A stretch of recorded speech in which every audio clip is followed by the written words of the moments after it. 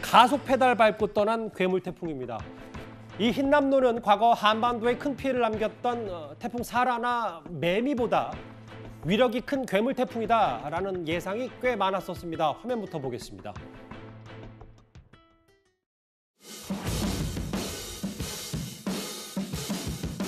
정부는 긴장을 늦추지 않고 국민의 생명과 안전을 위해 최선을 다할 것입니다. 윤 대통령 또한 주민이 한 분이라도 위험에 처할 것이라고 판단되면 정부가 한 발 앞서서 신속하게 나서달라 주민 안전에 더욱 몰입해 줄 것을 당부했습니다.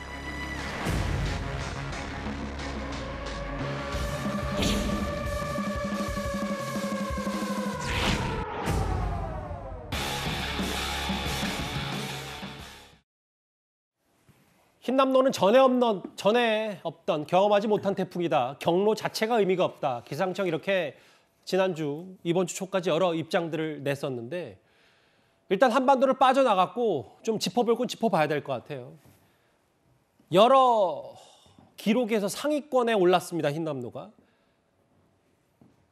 헥토파스칼 955헥토파스칼로 59년 사라 매미에 이어 세 번째. 그리고 1시간 최다 강수량은 2006년 차바, 2016년 차바의 119mm. 이번이 또 2위. 태풍 자체의 위력은 정말 대단했습니다. 이번 기록들을 보니까. 맞습니다. 지금 1, 2, 3위라고 하니까 뭐 예상했던 것보다 좀 약하진 않았나, 역대급 태풍이라고 하는데 3위였나라고 뭐 생각을 하실 수도 있겠습니다만 이 태풍의 중심 기압 자체를 뭐 첫째 자릿수, 소수 첫째 자릿수까지 파악을 굳이 구분을 하는 거는 사실상은 큰 의미는 없고요. 이번 태풍은 한반도 진입하기 이전에 920헥토파스칼까지 중심 기압이 낮아지기도 했고요. 그리고 물론 중심 기압이 낮으면 낮을수록 이 중심에서 부는 최대 풍속이 높아지기는 합니다만 보통 이 초강력 태풍은 54 이상, 중심에서의 바람이 매우 강한 태풍은 44에서 53 정도의 그 구간이 굉장히 넓습니다. 그런데 실제 950 정도 되는 헥토파스칼의 중심 기압을 보인 태풍 중에서도 거의 40대 초반의 어떤 강도는 강하거나 매우 강하거나 등급이 좀 다른 태풍들이 있는데요. 이번 태풍 같은 경우에는 다른 기존에 좀 기록을 냈던 그런 기록적인 태풍들이 한반도를 진입할 당시의 세력이 거의 울릉도 독도 부근까지도 그러니까 울릉도 독도 부근까지 근접했을 때까지 그 세력을 유지하고 있었다라는 것만으로도 이번 태풍이 어마무시한 그런 세력을 가지고 있었다라는 걸 증빙해 줍니다. 얼마나 위력이 셌는지 혹은 얼마나 많은 폭우를 동반했는지 이런 부분들이 이렇게 3위와 2위에 글쎄요, 뭐 안 좋은 건데 이렇게 이름을 올린 태풍 11호 태풍 흰남노입니다. 다음 화면을 볼게요. 맹 대표님께 이 질문도 드려야 될 것 같은데 일단 이 태풍의 위력이 조금은 그래도 걱정했던 것보다는 덜하지 않았냐. 태풍 자체. 내륙으로 올라오니까 강도가 좀 줄어들었고 바람이 좀 이례적으로 느렸다. 그리고 막판에 조금 오른쪽으로 틀면서 이 부분이 정말 불행 중 다행이다. 이런 평가가 좀 뒤늦게 나오고 있거든요. 맞습니다. 좀 그래도 최악의 상황을 좀 면하기는 했는데요. 워낙 강도가 강했기 때문에 굉장히 중심에서의 중심 기압 안에서의 최대 풍속을 최대한 유지하면서 빠져나갔습니다.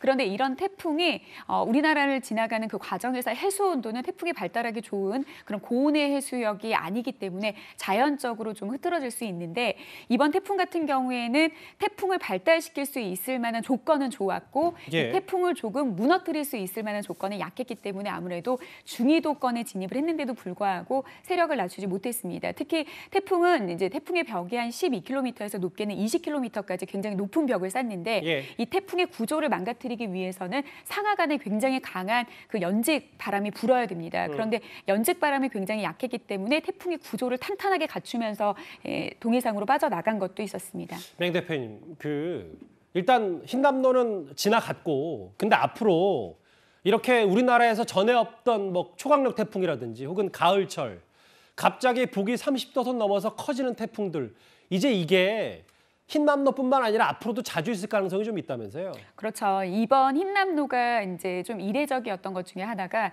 보통은 이 이제 적도 남북위에 5도에서 15도 부근의 고수온의 해역에서 보통 태풍이 발생을 합니다. 예. 그런데 이번 태풍은 일본 남쪽 해상과 굉장히 근접한 북위 25.8도 선에서 만들어졌다라는 게 굉장히 시사점을 줄 수 있는데요. 지구가 뜨거워졌기 때문이죠. 덩달아 해수 온도까지 올라가면서 지구 온난화로 인해서 작물지가 북상하는 거는 이미 오래전부터 이제 우리가 경험을 하고 있는 거고 바다의 수온으로 인해서 이 물고기들이 어디에서 이제 발견이 되는지 이런 것들도 굉장히 북상하고 있는 추세인데 예. 이런 지구 온난화가 이제는 태풍이 만들어지는 위치까지 북상을 했다라는 점에서 흰남노가 시사하는 부분이 많고요. 그리고 이렇게 우리나라 주변의 해수 온도가 올라갈 경우에는 우리나라와 이제 가까운 부분에서 좀 더 가을에 더 많은 태양열을 받는 그런 가을 태풍이 만들어지기 좋은 조건이 만들어지면서 한반도의 길을 열어주는 조건까지 더해지면 앞으로 9월과 10월의 태풍, 실제로 2000년 이후에 가을 태풍의 발생 빈도가 36% 정도 증가하고 있는데 이보다 더 증가할 확률이 높을 것으로 보고 있습니다. 알겠습니다. 우리나라를 핥히고 간 흰남노 어떤 태풍 기록들을 세웠는지 이 얘기 하나하나 만나봤습니다.